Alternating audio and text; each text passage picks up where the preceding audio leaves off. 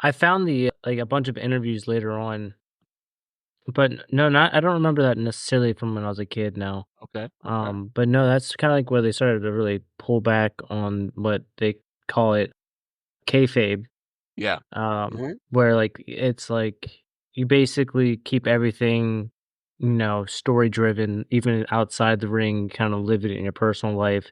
If you're feuding with someone, you're not allowed to be seen with them because it's against kayfabe, it's against story, Yes. and continuity, if you will. Yeah. So it's kind of like when they really first started like peel back and like wrestlers, as you said, like started really kind of like talking Mm. um about about the business as Yeah. opposed to like how it used to be where it was like more of a lifestyle.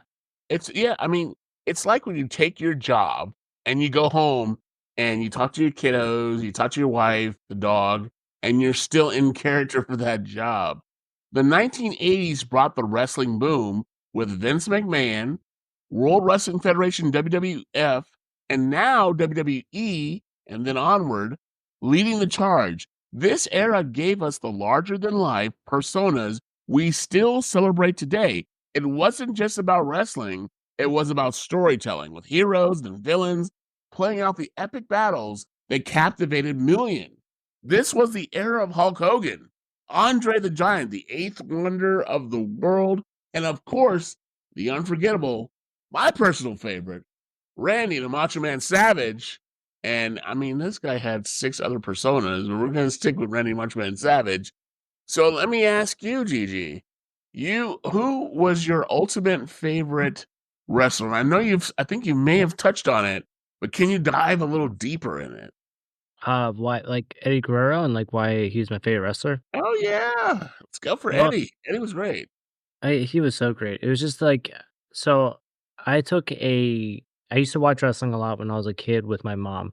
Long story short, my grandparents didn't like me watching wrestling, so for a while I stopped watching wrestling, wasn't allowed to watch it anymore.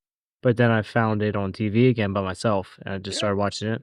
And the first episode that I had watched was Eddie Guerrero had just won the title, Oh and it was right like the week after he had won the title, and he was yeah. coming out into the crowd or from the crowd, and there was, like, confetti everywhere, and the crowd was, like, chanting, and, like, Yeah.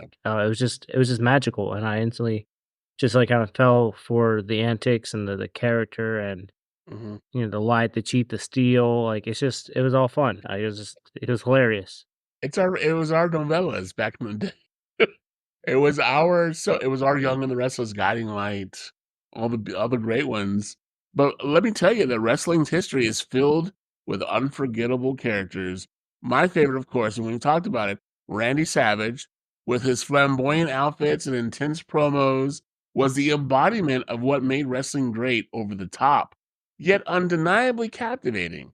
Coco Beware brought a charisma and athleticism, breaking barriers as one of the few African American wrestlers to achieve mainstream success in the 80s. I'll go further, late 70s, early 70s, you had the Junkyard Dog. But I mean, I don't want to predate myself, but that's kind of what I used to listen to when I looked at. Do you have any other favorites out there aside from Eddie Guerrero, who's amazing, by the way? He's an icon. But who else could you touch on besides Oh Mr. Eddie Guerrero? oh, man, you got Shawn Michaels, you have The Undertaker, just to name a few. Yeah, honestly, if I had to pick a top like, my top 5 would be Eddie Guerrero, and then this is in no order: Eddie Guerrero, Heartbreak Kid, Yeah. The Undertaker, Mhm. I'd have to say Steve Austin, Yeah. and oh, man, that's a hard one. Triple H. I'd Triple H probably is put amazing. yeah, I love his character. He's been like he can do funny, serious, he can be the badass, he can be the cool character, he can just kind of be whoever you need him to be, and he's always a badass, like And that's the beautiful thing about Triple H. Not only did he marry McMahon's daughter, he went on to run the WWE, and I think he still may have a part in it to this very day as they've changed hands. And like, guys, I'll tell you that I think it's today the McMahon biopic comes out on Netflix. We are not associated with Netflix. We don't get any kind of kickbacks on Netflix, but I will tell you that it's probably gonna be really, really interesting, really, really good. And I would tell you that all the biopics I've ever watched from wrestling, from Ric Flair to DDP, Diamond Dallas Page to Jake the Snake Roberts, they've all been great. But let me go a little bit deeper in this. We can't forget the darker stories. Wrestlers like Chris Benoit, Eddie Guerrero, of course, Owen Hart remind us that behind the theatrics, these were real people facing real struggles. Many wrestlers have died far too young, often due to the physical and mental toll of that sport. Their legacies serve as a reminder that the world of professional wrestling, for all its entertainment value, can be a dangerous one. So, what's the counterpunch on this, guys? What are we saying about professional wrestling? Are we beating up on professional wrestling? Absolutely not. But in entertainment value, professional wrestling is a unique blend of sport and theater. It's pure entertainment, offering fans a chance to lose themselves in the drama of it all. Athleticism, of course. Despite the scripted outcomes, the physical demands on wrestlers are immense. These are athletes at the peak of their abilities, performing stunts that require incredible strength, agility, and endurance. Now, the cultural impact, we can all tell you that if you're black, white, Asian, European, whatever you want to call yourselves, the culture of wrestling has hit us all. Wrestling has given us some of the most memorable characters and moments in pop culture. Icons like The Rock, Stone Cold Steve Austin have transcended the sport, becoming household names, and even more than that. But there's a darker side. There's a con to this. And Gigi, let me know, man, what do you think that con might be? You've watched wrestling all your life, so have I. 800 million of us have. What's the con on the World Wrestling Federation? Not just them, but wrestling in general. I'm watching you. That's exactly what The Undertaker told John Cena. Will he be able to take the belt from the mightiest champion in WWE history at this weekend's WWE Super?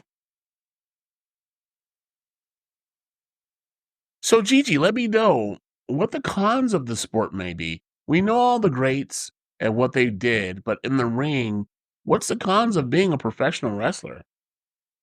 Honestly, man, it's probably the biggest one's life on the road.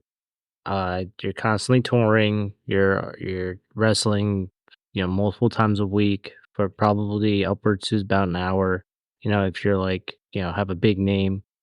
So you're away from your family, which is always hard. That is always hard.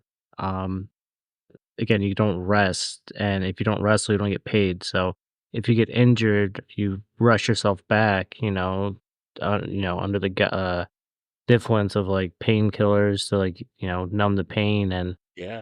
one thing leads to another. You develop an addiction there, and then the wrestling party lifestyle afterwards like doesn't help. Like a lot of people get hooked on alcohol at the same time, so it's just there's so many demons that get involved in that lifestyle, so it's really hard to navigate, especially when you're so young. A lot of these young kids, they're next thing you know, they're on top of the world. They can go out like yeah, it's just crazy, like how much attention and love they get, which good on them. They deserve it. Oh, But yeah, for like sure. it gets to their head and it just gets crazy from there. And I know you know Ric Flair, the Nature Boy, Ric Flair. Ric Flair, if you're out Oh, there, absolutely. we give you props. But he said he spilt more liquor than most people make in a year just on spilt liquor. So, I mean, that tells you everything you need to know about that time frame in American wrestling or American professional wrestling. But the history of professional wrestling is a tale of evolution. In the early 20th century, wrestling was still seen as a legitimate sport, with matches often lasting for hours. But as the audience appetite for drama grew, promoters began to script outcomes, turning wrestling into a sport and that we don't even really well, pretty much we recognize today. You had Bobby Heenan, the Brain. You had Mr. Fuji. You had Paul Bearer. You know who Paul Bearer is, and basically that in the 1980s, that brought along the wrestling boom with Vince McMahon, the World Wrestling Federation, WWF, Now the WWE leading the charge